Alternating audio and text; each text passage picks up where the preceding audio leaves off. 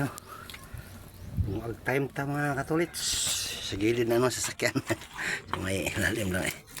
Ito lang tayo. Malakas ang hangin. Oh. Tayo lang mag-isa eh. Kaya nga, isa tayo. Tayo rin.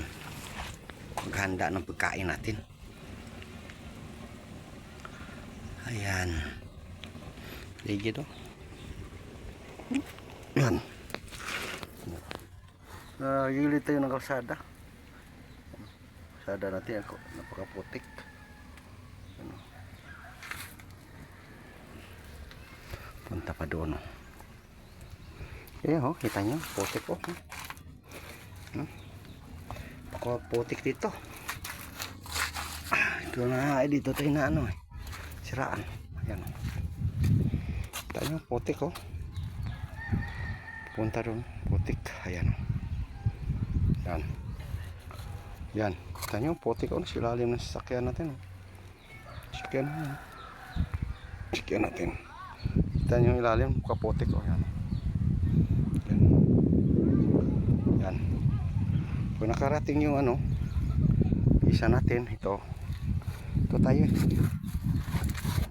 ito yan, lalanguyan natin yung putik na yan, kabit natin dyan ang ano, I-beam, punta doon yan.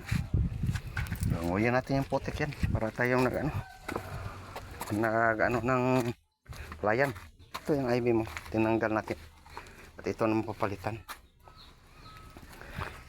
Yung ano nyo, sira na yung ano nya, kingpin bearing at ayan dyan. Kaya nga palitan natin ng ano, I-beam kasi pag ano lang kingpin lang papalitan natin, wala rin kasi yung ano nya, housing nya sa I-beam mismo yung ano, I-beam nya housing ito mismo ito. Ano na to, nakalaki ng play. Ano? Aalog-alog na to kahit bagong bossing, bagong kingpin, aalog-alog pa rin to. Wala na kasi. Kaya nga may kinanggal ako doon sa ano dating sasakyan, yung mixer. Tinanggal ko yun. Ano, assembly yung I-beam niya. Dito. Inano ko yung brake drum ito. Naalog-alog ko. Hindi pa, wala pa.